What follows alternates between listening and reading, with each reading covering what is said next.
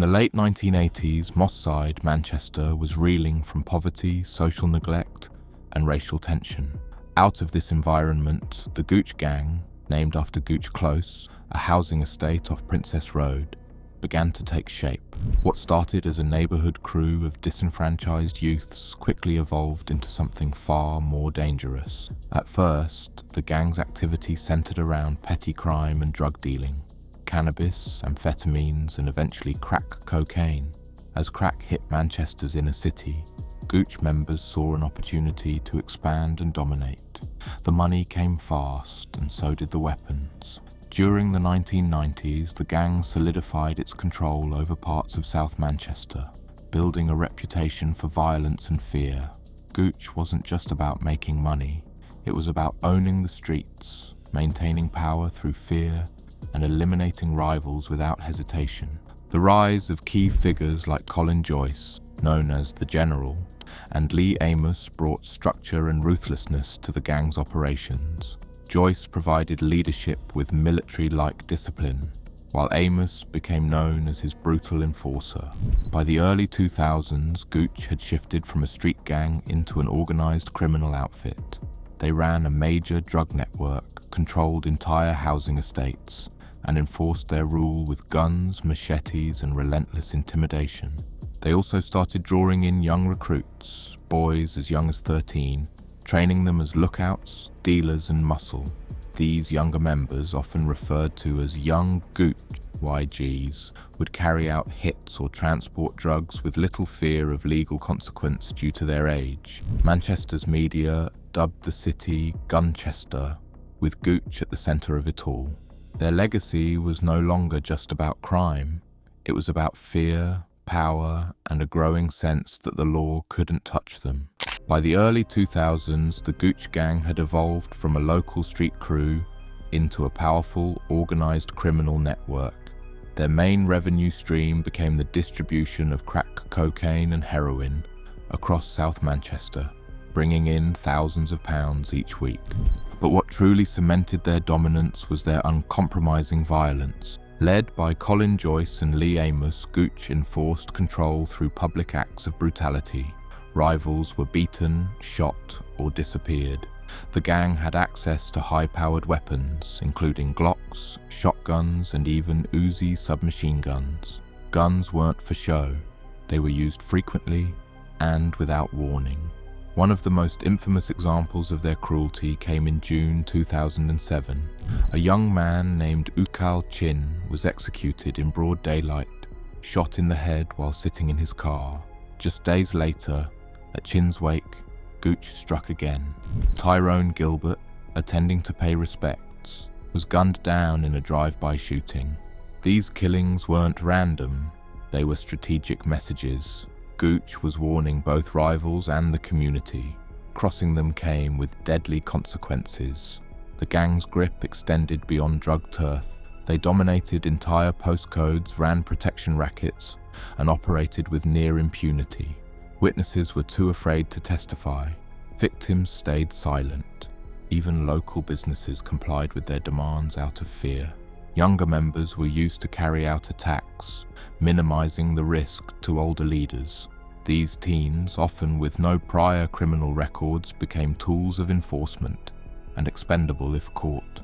Police investigations revealed that Gooch had carried out dozens of shootings and murders, often reusing weapons across multiple crimes to confuse forensic trails. In the end, the gang's rule was built on more than drugs. It was built on a culture of terror, where violence wasn't just a means to an end, but a statement of power. And as their influence grew, so did their list of enemies, none more dangerous than their local rivals, the Doddington Gang. Despite the chaos they caused on the streets, the Gooch Gang operated with calculated structure and discipline. They weren't just thugs with weapons, they were an organization with roles, rules, and a ruthless internal system. At the top were Colin Joyce, the self-proclaimed general, and Lee Amos, his feared enforcer. Joyce was the strategist, controlling turf, punishments, and alliances. Amos was the executor, cold, quick, and violent when needed. Beneath them were mid-level lieutenants who ran specific areas and oversaw operations like drug distribution, safe houses, and weapon storage. These lieutenants managed younger members, creating a hierarchy that mimicked organized crime syndicates more than typical street gangs. A key part of their structure involved recruiting youth, boys as young as 13. These recruits were used as lookouts, couriers, and even shooters. They were called YGs, or Young Gooch. To be accepted, many had to prove loyalty through acts of violence or willingness to remain silent under pressure. Once in, there was no easy way out. Loyalty was non-negotiable. Talking to police was considered treason, and the punishment was often fatal. One member who cooperated with investigators had to be relocated and hidden under protection. Others weren't so lucky. Gooch operated by a strict code of silence. Communication was guarded, often face-to-face or through coded slang. Phones were disposable. Guns were rotated between members to muddy forensic trails. If someone stepped out of line, internal punishments were swift. Even in prison, leaders like Joyce maintained influence by sending messages through visiting associates or corrupt guards. Gooch's internal order meant the gang could operate like a business, with violence as its language and fear as its currency. Their structure allowed them to thrive in secrecy, while their recruits ensured continuity. The older heads made the decisions, the younger ones pulled the triggers. But this organized machine wasn't operating in a vacuum. It was constantly clashing with another gang just down the road, Doddington. Just a few blocks from Gooch Close stood Doddington Close, home of the Doddington Gang, Gooch's fiercest rivals. What started as a territorial dispute escalated into one of the UK's deadliest gang feuds, turning South Manchester into a battleground. The root cause, control over drugs and respect. Both gangs wanted dominance over the same streets, the same housing estates, and the same network of users. But as tensions rose, it wasn't just business, it became personal. By the early 2000s, tit-for-tat shootings between the two sides had become routine. Some incidents were ambushes, others were public executions. Guns were fired at bus stops, funerals, and crowded parks. The gangs didn't care who was watching or who got caught in the crossfire. Police labelled it a postcode war. Gooch controlled parts of Moss Side and Hume, while Doddington held Longsight and nearby areas. Crossing invisible boundaries meant risking your life. Many young people were killed simply for walking into the wrong street. 2 murders in June 2007 showed just how far Gooch would go. First, they executed Ukal Chin, a man loosely associated with Doddington. Days later, during Chin's wake, Gooch gunmen shot and killed Tyrone Gilbert. It wasn't just violence, it was a calculated message of dominance. As the violence escalated, local residents lived in fear. Parents kept children home from school. Businesses boarded up early. Entire neighborhoods were paralyzed by the gang war. Even talking to the police could get you killed. Despite increased patrols and community outreach, both gangs kept recruiting, kept dealing, and kept killing. The line between gang member and civilian blurred, and no one felt safe. The Gooch-Doddington feud wasn't just a rivalry, it was a war, and it left a trail of bodies, broken families, and traumatized communities in its wake. But eventually, the scale of the violence forced the police to act with unprecedented force, and they set their sights on the very top of the Gooch pyramid. By 2007, Greater Manchester Police had seen enough bloodshed. The Gooch Gang was spiralling out of control, and their war with Doddington had turned South Manchester into a war zone. To dismantle the Gooch hierarchy, the police launched a specialised operation called the Excalibur Task Force. This unit used surveillance, wiretaps, informants, and forensic evidence to build a watertight case against Gooch leadership. Their primary targets, Colin Joyce and Lee Amos, the 2 men believed to be behind multiple murders and dozens of violent crimes. The breakthrough came after the murders of Ukal Chin and Tyrone Gilbert. Ballistics linked the same guns to both shootings. Police tracked the movements of Gooch members, captured key conversations, and collected enough intelligence to strike. In 2008, simultaneous raids were launched across Manchester. Officers stormed homes, seized weapons, drugs, phones, and arrested 11 key members, including Joyce and Amos. The trial began in 2009 and was one of the biggest gang-related cases in UK history. Witnesses testified under heavy protection. Ballistic experts matched firearms to prior shootings. Wiretapped calls revealed chilling conversations, including Joyce boasting about sorting people out. In the end, justice caught up with the Gooch Gang. Colin Joyce received a minimum of 39 years for 2 murders and multiple firearm offences. Lee Amos was sentenced to 35 years. 9 others received prison terms ranging from 7 to 35 years, totalling over 200 years collectively. Police hailed it as a historic win. The streets of Manchester briefly exhaled. Gooch's top tier was off the board. The gang's dominance, at least on the surface, was shattered. But as police celebrated the takedown, one question remained. What happens when you cut off the head, but the body survives? The Gooch Gang wasn't finished. It was about to mutate into something new. The 2009 convictions of Colin Joyce, Lee Amos, and their inner circle sent shockwaves through Manchester, but it didn't destroy the Gooch Gang. Instead, the organisation fractured, reforming into smaller, looser groups that still carried the Gooch name and legacy. With senior leadership locked away, younger members stepped up.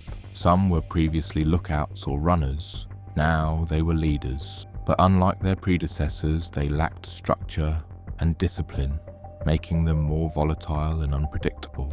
These new groups operated under names like Baby Gooch or Gooch YG, often more connected by loyalty to the brand than any formal leadership. They embraced social media, using platforms like Instagram and Snapchat to flaunt cash, weapons, and provoke rivals with drill music and coded threats. Violence continued.